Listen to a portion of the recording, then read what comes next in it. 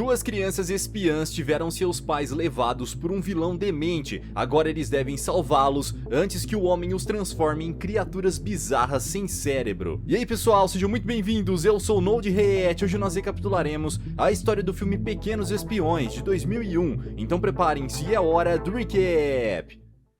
Carmen e Juni estão se preparando para dormir, mas antes do sono, o garoto coloca fitas coloridas nos dedos para cobrir suas verrugas. Em seguida, Ingrid, a mãe das crianças, decide contar uma história fascinante sobre dois espiões que se apaixonam intensamente, mas estão envolvidos em uma intriga perigosa. Nessa narrativa, uma mulher recebe a missão de acabar com a vida de outro agente secreto. Antigamente, o medo da guerra fez com que uma quantidade enorme de espiões fossem treinados. Eles eram especialistas em se disfarçar e temiam apenas uns aos outros. A mulher é encarregada de eliminar o outro espião, mas não conseguiu completar o serviço após se encantar pelo seu charme. Depois de um tempo, eles saíram juntos, porém em segredo, para que os seus superiores não descobrissem. Após um tempo juntos, o casal de espiões decide se aventurar na missão mais difícil da vida adulta, o casamento. Quando o dia do casamento chegou, ambos os noivos disseram sim. No entanto, o maior desafio ainda estava por vir, pois além dos obstáculos do matrimônio, os dois se tornaram alvo dos seus piores inimigos. Depois de alguns anos, o casal é agraciado com a chegada dos seus filhos. Desse modo, foram obrigados a abandonar suas missões e viver uma vida pacata. A história dos espiões apaixonados é sobre Ingrid e Gregório, os pais das crianças. Mas os pequenos nem imaginam que estão sendo enganados. Enquanto painéis tecnológicos saem dos móveis da casa,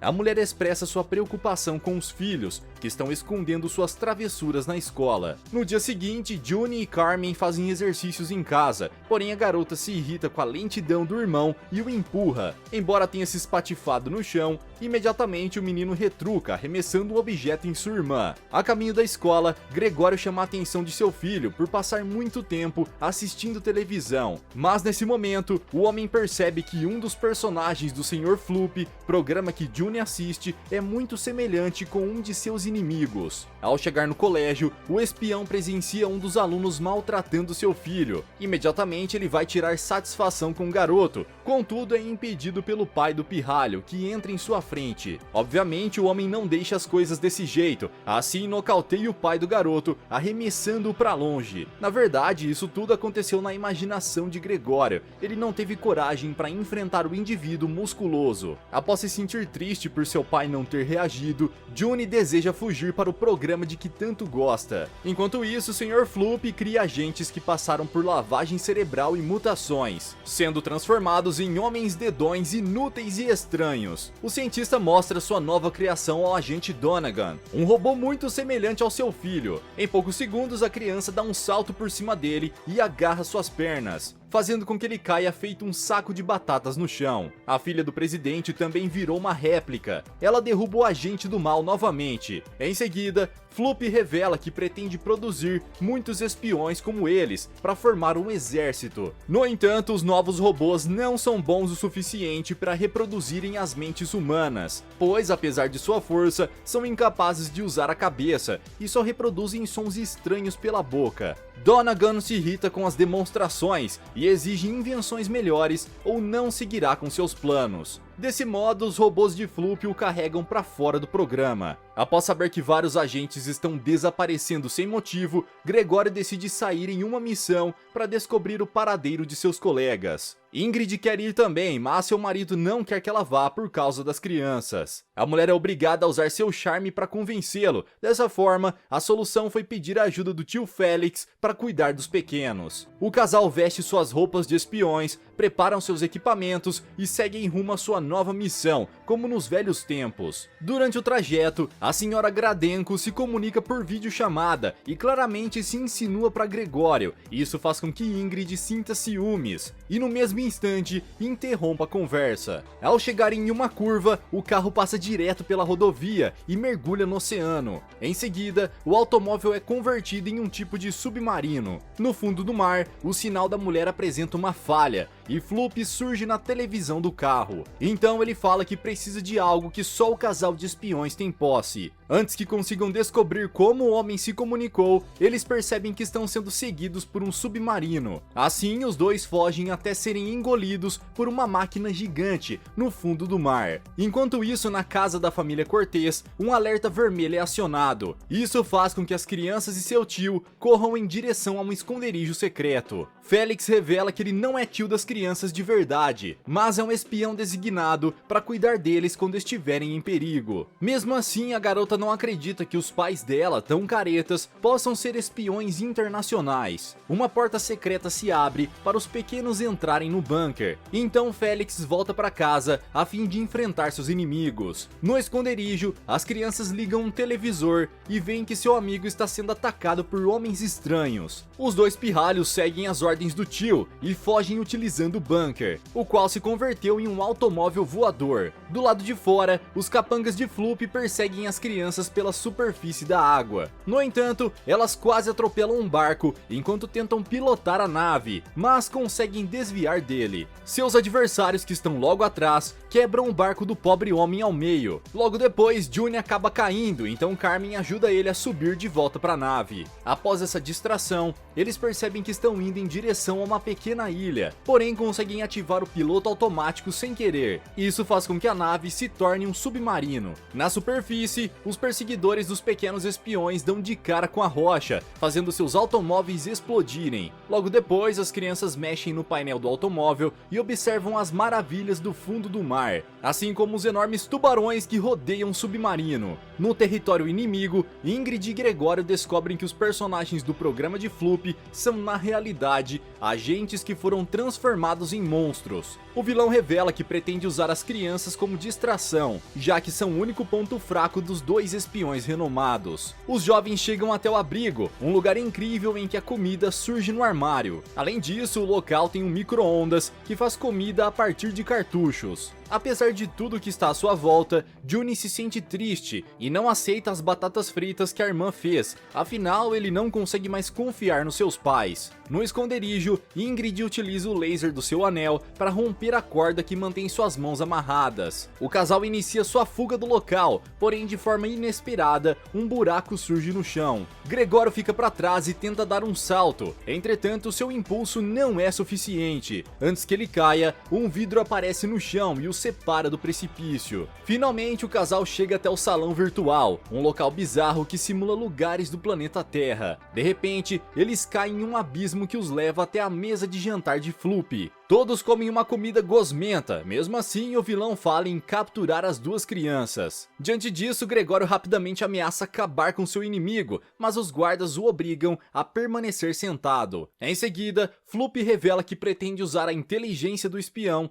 para criar suas invenções. Imediatamente, ele demonstra que não tem nada a perder e ameaça transformar o homem em um Fugly. Gregório se recusa a ajudá-lo, desse modo acaba sendo dispensado através de um buraco no chão. No abrigo, os dois jovens brincam com os dispositivos de espionagem de seus pais. June acaba prendendo sua mão em uma algema e, ao tentar soltá-la da caixa, acidentalmente acerta sua própria cabeça. Assim que as crianças tomam a decisão de procurar a OSS, a senhora Gradenko, acompanhada de vários homens, bate a porta do esconderijo e entra sem permissão. A mulher revela que Floop está por trás do sumiço de Ingrid e Gregório, contudo o garoto não quer acreditar que o seu ídolo é um vilão que transforma espiões em monstros. Carmen transmite a mensagem que recebeu de Félix, que diz o terceiro cérebro está vivo, e ganha uma pulseira de Gradenko. Enquanto elas conversam, o garoto mexe em um porta-retrato, que revela o cérebro tão procurado pelos agentes. Ao olhar do lado de fora, June percebe que os homens estão afundando sua nave na água, revelando que na verdade eles estão do lado inimigo. Os garotos descobrem isso tarde demais, pois a senhora já tomou posse do terceiro cérebro e agora os pequenos têm de se defender. A fim de recuperar a criação de seu pai, a garota salta sobre o ventilador, entretanto não consegue alcançar o homem, que foge voando para fora do abrigo. Sem hesitar, Carmen agarra um dos propulsores e sai voando de maneira desengonçada, mas os dedões estão logo atrás dela. Ao tentar escapar, June consegue atacar a senhora Gradenko com a caixa que está presa em sua mão. Ao mesmo tempo, os agentes se atrapalham e fazem com que o cabelo da mulher comece a pegar fogo. fogo. Após chegar em um beco, Carmen fica encurralada, ainda assim encontra uma saída por cima das cavernas. Ela consegue recuperar o cérebro e voa rapidamente, fazendo com que seus perseguidores se choquem contra uma placa do Floop. Em seguida, a garota volta até o abrigo para buscar seu irmão. Longe do esconderijo, Carmen não consegue mais segurar Juni por muito tempo e o menino acaba caindo. Felizmente, ela consegue alcançá-lo antes dele se espatifar no chão, então os dois se escondem em uma loja de roupas. Logo depois, os dedões entram no estabelecimento procurando as crianças, mas saem imediatamente atrás do cabideiro com propulsores de voo. Porém, um carro atropela o objeto e os homens percebem que os garotos não estão lá.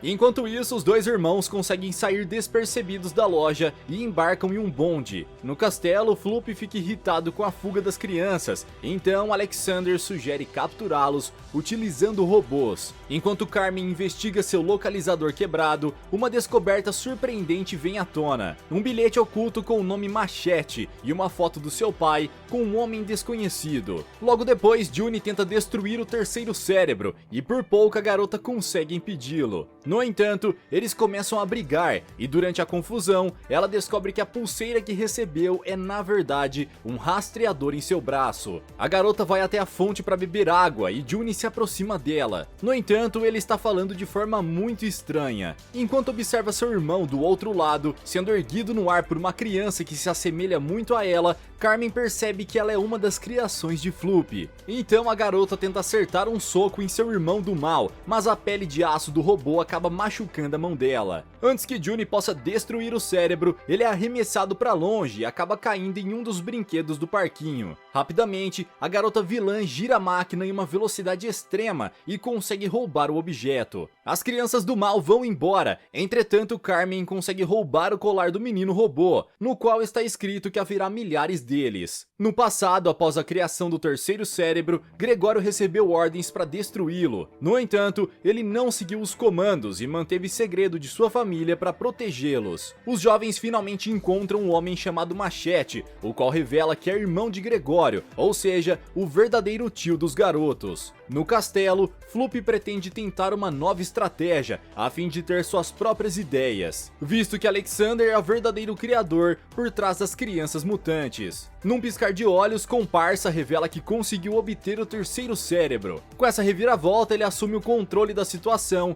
e dá ordens para prender Floop, assumindo seu lugar. Na loja do tio Machete, os irmãos descobrem que ele cria bugigangas, tanto para pessoas boas quanto para as más. Os garotos imploram para que ele os ajude a salvar seus pais. Contudo, ele diz que a única coisa que pode fazer é emprestar-lhes um mini avião. Durante o jantar, eles são servidos com comidas incomuns e totalmente bizarras, porém os jovens não conseguem parar de falar sobre a necessidade de salvar seus pais. Mesmo após colocar os sobrinhos para dormir, Machete continua insensível. De madrugada, as crianças acordam com espadas de laser em mãos e se dirigem silenciosamente até o quarto do tio para pegar o mapa do castelo de Floop. Por pouco, o velho não acorda. Antes da partida, os garotos roubam vários aparatos na oficina do homem. Mais tarde, Machete acorda com o barulho do avião levantando o voo. Durante a viagem em direção ao castelo, o piloto automático do avião começa a falhar. Então as crianças são forçadas a assumir o controle da aeronave. Logo depois, uma briga entre os dois se inicia, fazendo com que eles se aproximem rapidamente do castelo. Felizmente, os garotos conseguem pular com seus equipamentos de mergulho antes que o avião colida contra as rochas. No interior do castelo, diversos robôs estão sendo fabricados a partir do terceiro cérebro. Quando os irmãos chegam lá, se deparam com um dos dedões. Juni fica com medo, mas Carmen age rapidamente ao mastigar um chiclete de eletrochoque e cuspir no monstro. Na medida em que entram no local, o garoto espalha mini câmeras por todo o corredor. Assim, eles conseguem ver que vários capangas e prisioneiros estão se aproximando. Quando os inimigos chegam, as crianças têm a brilhante ideia de se esconder no teto. Em seguida, enquanto os dedões estão distraídos, Juni pergunta a um dos prisioneiros a localização de seus pais. Assim que retorna para o chão, o menino é surpreendido pelos dedões. Entretanto, Carmen usa bolhas de choque para nocauteá-los. Desse modo, conseguem fugir em direção ao calabouço. Durante o percurso, eles esbarram com uma fila de crianças robôs e tentam se infiltrar entre elas. No entanto, a estratégia falha, pois os monstrinhos estão mais espertos agora. Em seguida, os irmãos irmãos fogem e chegam até o corredor, onde um buraco se abre repentinamente no chão. Carmen tenta pular, porém não consegue e acaba caindo no vazio. Sem poder fazer nada, Juni segue em frente e chega na sala virtual. Lá dentro ele se encontra com Floop. No passado, Alexander trabalhou na OSS, na mesma equipe de Gregório, mas foi expulso após tentar implantar suas ideias no sistema do terceiro cérebro. Carmen finalmente chega ao fim do precipício onde havia caído. Ao pisar em terra firme, ela se depara com a fábrica de dedões. A senhora Gradenko retorna radiante, contudo está sem metade do cabelo. Mesmo assim, Alexander a recebe amavelmente.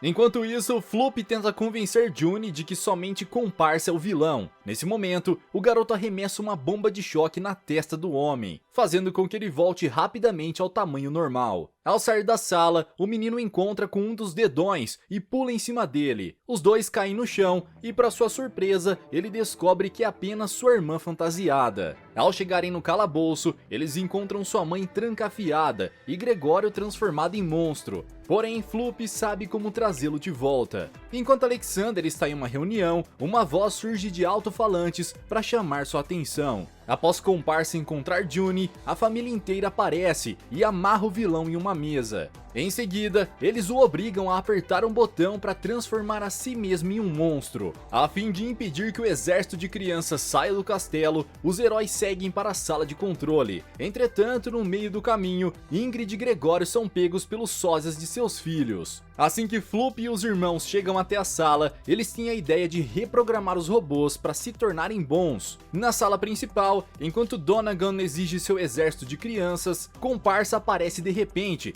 com a aparência de um dos seus monstros. Carmen e Juni conseguem reencontrar seus pais, mas os perdem de vista quando um elevador tira os dois espiões do local. Pouco tempo depois, os sósias robôs aparecem ainda mais inteligentes e fortes. Ainda assim, os jovens não hesitam em enfrentá-los. Ao mesmo tempo em que Carmen aciona um dispositivo para prender o Juni robô no teto, sua sósia está rodopiando seu irmão apenas com as mãos. Enquanto isso, Gregório e Ingrid conseguem escapar, contudo acabam caindo na sala principal, onde encontram todos os vilões reunidos. Em seguida, Donegan expressa o desejo de ver o exército de crianças em ação. Após a Carmen do mal jogar Juni para longe, sua irmã é pega pelo robô. Logo depois, a garota encapetada acerta um golpe em uma parede como se fosse de plástico, tentando intimidar seu adversário. Logo depois, o robô pega Juni pelo colarinho, entretanto ele é muito esperto e cospe chicletes elétricos na cara de sua inimiga. Carmen aproveita a distração e consegue escapar das mãos de seu irmão malvado. Imediatamente, as crianças disparam uma cola gosmenta em seus sósias. Assim, conseguem fugir rapidamente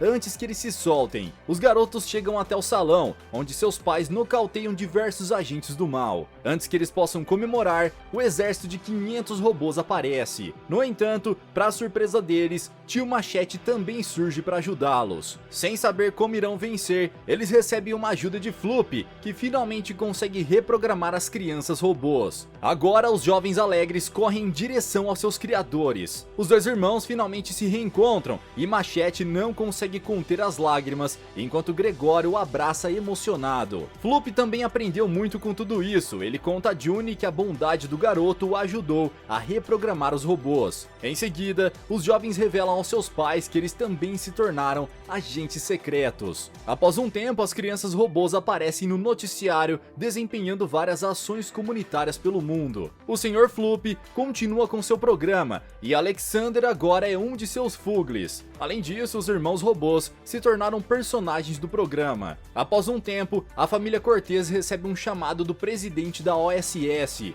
Ele deseja atribuir uma missão, a qual é exclusiva para os filhos do casal. No entanto, os pequenos concordam em participar apenas se todos os membros da família, incluindo o tio Machete, estiverem envolvidos. Afinal, eles são uma família de espiões. E aí, galera, vocês acham que Juni e Carmen serão capazes de cumprir todas as missões com excelência, assim como seus pais? Deixa aqui embaixo nos comentários. Vejo vocês no próximo recap aqui do canal. Até lá!